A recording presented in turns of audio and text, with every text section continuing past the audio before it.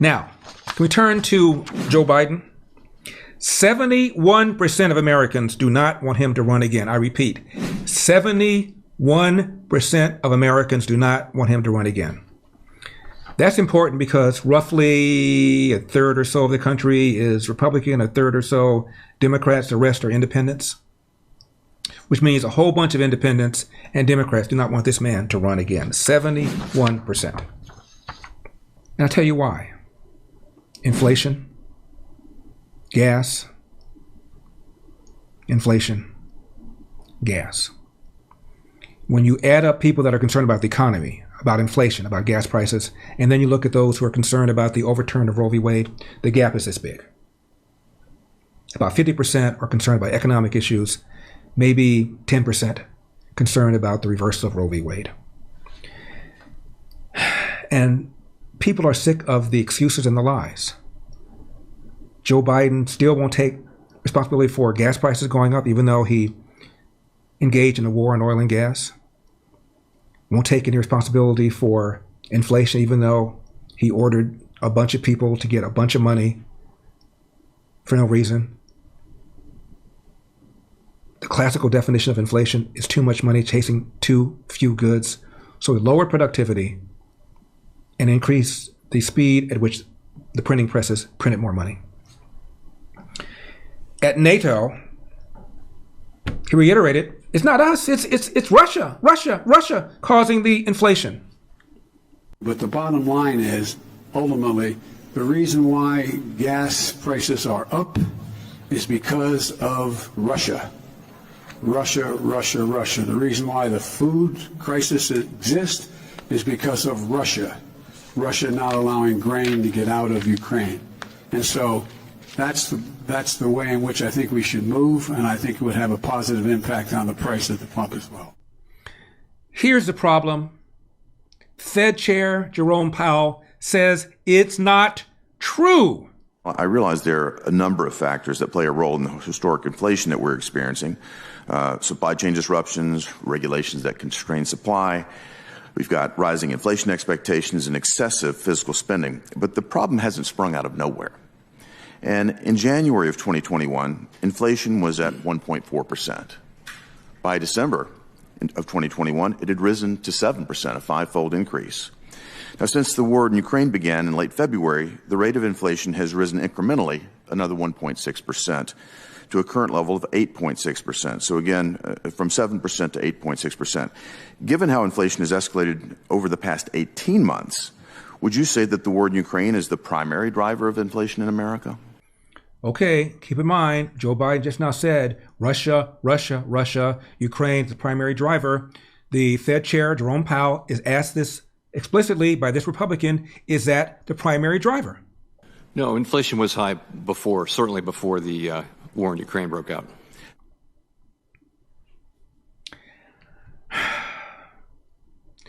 During my race for governor, I was challenged on a number of things I said about economics, including about the minimum wage, the damage it's done.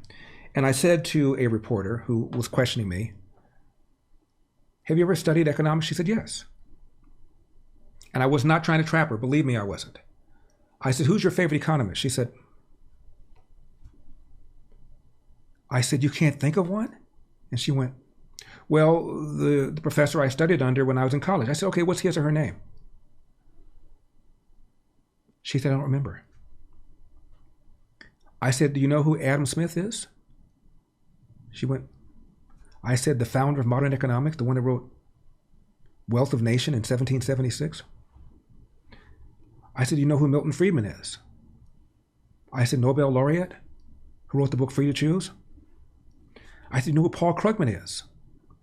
He's probably the most famous economist. He's also a Nobel laureate. He's left-wing.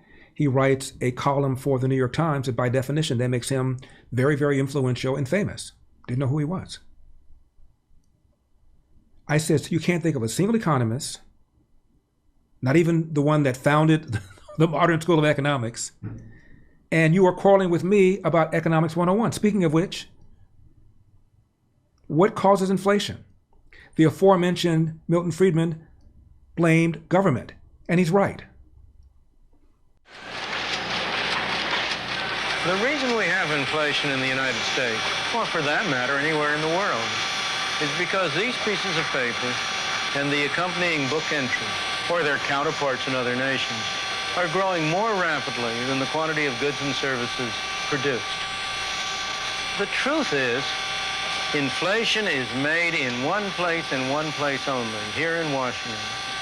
Inflation is made in one place and one place only, here in Washington, by the printing of money, which we're still doing. They call it quantitative easing. This is the only place where there are presses like this that turn out these pieces of paper we call money.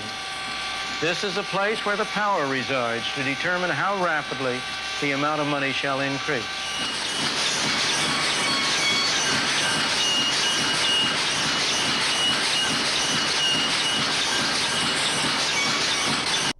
When I first started paying attention to economics, I was in high school. We had a teacher named Mr. Lansdowne. And Mr. Lansdowne said, our money is fiat money. And fiat money means the government prints it and expects you to rely on the full faith and credit of the United States to back that money. At one time, the money was backed by gold. No more. It's now fiat money. It's issued by government, and government says it's valid because we stand by the currency. Fiat money.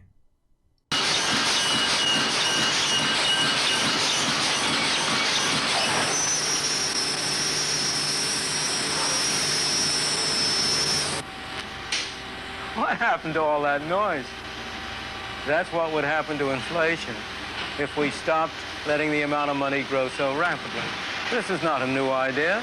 It's not a new cure. It's not a new problem. It's happened over and over again in history.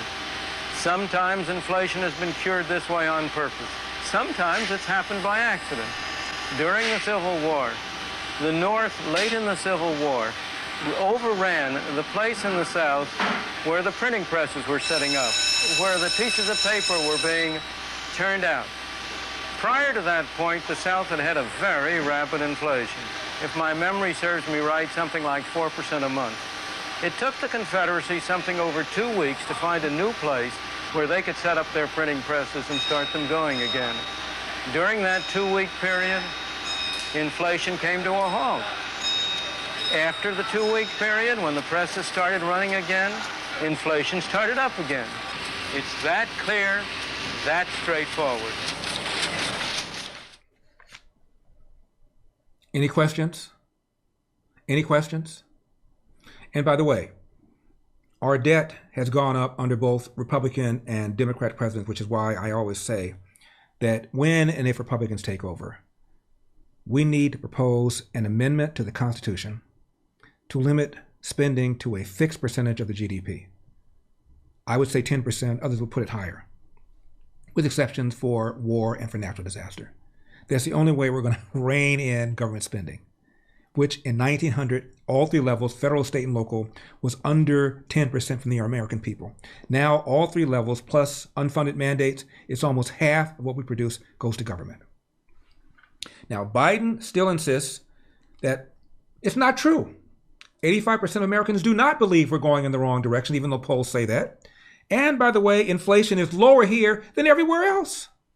You know the numbers are from the latest poll. This is from the AP NORC poll that shows that 85% of U.S. adults say the country is on the wrong track. 85%. That's up from 68% in March.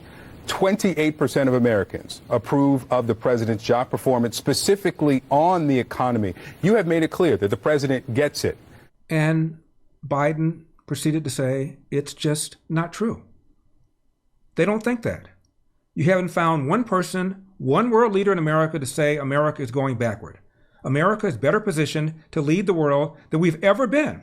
We have the strongest economy in the world. Inflation rates are lower than other nations in the world. That's what he said. So he was just quoted a poll saying 85% believe we're going in the wrong direction. They don't believe that. We're the strongest. Our inflation rates are lower than other nations in the world. He just flat out said that. Tell that to Peter Doocy. Get Peter. Thanks, Karine. Why is the president saying that Why is the president saying that inflation is worse everywhere but here? Because what we have seen across the globe, first of all, inflation is a global challenge, as we have said. It is caused by clearly the pandemic, this once-in-a-generation pandemic that we are coming out of, and also most recently the war that Putin started in Ukraine that has caused inflation as we look at food and as we look at gas prices. So if you look at globally other countries, and if you look at where we are economically, when you think about the Group 7, the G7, we are in a much stronger place than we are economically than the rest. And also, I did look globally though. He says that inflation is worse everywhere but here. That's not true. U.S. has worse inflation than Germany, France, Japan, Canada, India, Italy, Saudi Arabia. Well, so why is he saying that? I think what we are saying is that when you talk about inflation, it is a global thing. And it is not just about the United States. This is something that everyone is feeling because of coming out of a once-in-a-lifetime pandemic, because of the war that Russia has started in Ukraine. Can you imagine what they would be saying to Trump if Trump just flat out looked you in the face and said this? Inflation is lower here than everywhere else. Last month to month, we're talking about 8.5% here. Germany, 7.9 lower. UK, 7.8 lower. Italy, Canada, 6.8 lower. France, 5.2 lower. Japan's lower. South Korea lower. Saudi Arabia is lower. And then he denies that 85% believe we're going in the wrong direction. Here's what Brian advisor Brian Deese said. The numbers are from the latest poll. This is from the AP NORC poll that shows that 85% of U.S. adults say the country is on the wrong track. 85%. That's up from 68% in March. 28% of Americans approve of the president's job performance, specifically on the economy. You have made it clear that the president gets it. Biden now has gone from blaming the greed of oil and gas companies. Of course, he's long since blamed COVID and Ukraine. Now he's going after gas station owners. But before that, let's go back to our friends having some difficulty figuring out why we're celebrating the Declaration of Independence, Independence Day. Do exactly. Declare our freedom, is that right? Sure. Oh, no. No. What did I do? The freedom of America and who we are and I believe in you. And all that stuff? the evolutionary war, yeah. The evolutionary. Did she say evolutionary war? She did. What year did we declare independence from a certain country a long time ago to start the 4th of July? 1796, right? I don't know. You don't know? I don't know. Did you go to school? I did. Okay. You didn't just get pay attention? I guess I didn't. What country did we declare independence from back then? In what country? That's a tough one. That's a stumper. Tough one. Yeah. You know what, man? In the state of mind that I'm in right now, I don't even want to answer it because I don't want to make it sound like if my schooling and my education was wrong, you know? This isn't helping you. This is not helping me at all, bro. He's gone now to blaming gas station owners. Are you aware that 60% of the gas stations are owned by independent mom and pops?